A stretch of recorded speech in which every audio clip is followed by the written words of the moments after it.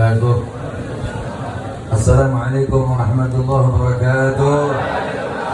بسم الله والحمد لله على نعمة الإسلام وكفى بها من نعمة، والصلاة والسلام على سيدنا رسول الله سيدنا محمد بن عبد الله المبعوث لجميع الناس هدى ورحمة، وعلى آله الطيبين الطاهرين وأصحابه وتابعيهم بإحسان إلى يوم الدين. أما بعد، قال الله تعالى في القرآن الكريم: قل إن كنتم تحبون الله فاتبعوني يحببكم الله ويغفر لكم ذنوبكم. Shadaqallahul Adzim. Para orang tua, para guru, saya tidak sebutkan satu persatu karena kalau saya sebutin satu-satu ini kita begadang semuanya. Ini kata saya sudah bilang kalau bisa udah jangan ngomong, udah cukup, yang lain udah banyak. Ya, yang penting saya hadir ta'zim, ihtiraman kepada Habib Muhammad, tapi rupanya dipinta juga. Saya cuma ingin mengingatkan bahwa ada 3 hal yang tidak boleh terpisah dalam diri manusia. Apa itu? Akal, ilmu, iman. Ketika orang berakal saja, tidak berilmu, tidak beriman, pasti jadi bajingan. Kalau punya ilmu saja dan punya akal, pasti jadi orang nggak benar. Bikinin dalil buat yang penting dapat duit, karena mimpin tahlil pego terus, akhirnya dapat apansa, dapat segala macam. Banyak yang begitu, banyak yang begitu. Makanya ilmu dan akal itu harus diikat dengan iman. Kalau udah ini 3 jadi komandannya, insya Allah susah tetap senyum, kaya nggak ninggalin majelis. Itu cara daripada untuk selamat di dunia dan di akhirat.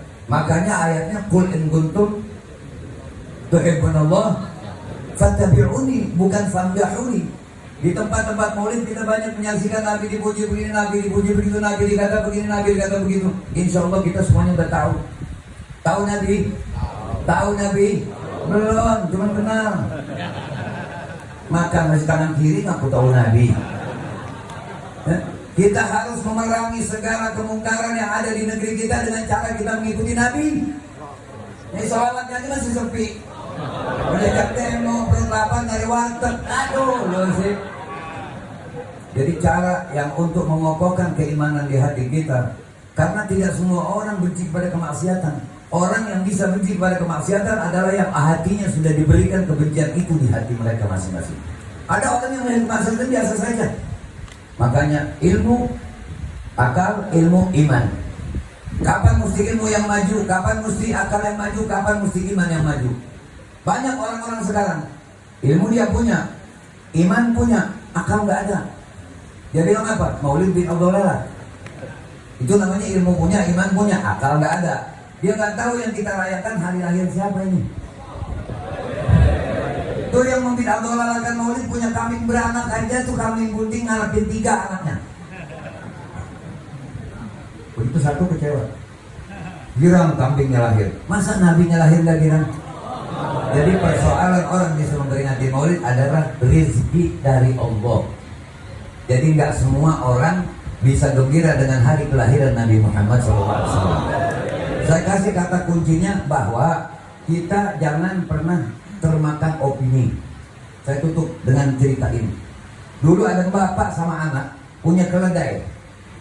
Bapaknya naik, anaknya nuntun. Lewat di satu kelompok manusia. Apa katanya orang yang lagi kumpul? Emang dasar bapak nggak punya pikiran. Dia anak-anak di atas keledai, anak suruh nuntun. Kata bapaknya, dengar nggak? Semir itu, iya, udah sekarang saya turun, kamu yang naik. Anaknya naik, lewat lagi di satu kelompok manusia. Emang dasar anak durhaka. Dia enak-enakan di atas, bapaknya suruh nuntun. Semir itu, kata bapaknya, turun sekarang, kita tuntun. Lewat lagi satu kelompok, emang dasar orang dua-duanya gila. Punya kendaraan gak dinaikin. Udah kelewatan pegel nih bapak, terus sekarang kita gendong aja nih himar. Jadi artinya kalau mau nemuin orang yang cocok sama kita semua, nggak ada yang cocok. Yang penting kalau kita mau tahu, kalau kepengen betul-betul cocok, yang benar-benar cocok, contohnya Nabi. Allah yang janjiin, Allah yang milihin kita imam Nabi. Yang memilihkan Nabi jadi imam kita Allah, yang menciptakan kebenaran, yang menciptakan kebagusan. Sahabat pun gak banyak tahu tentang hakikat Nabi. Sampai Nabi yang menyatakan, Ya Umar bin Khattab, atadri man ana? Tahu gak engkau siapa aku? Ana alladhi istabda ismu bismi. Ismi bi ismillah.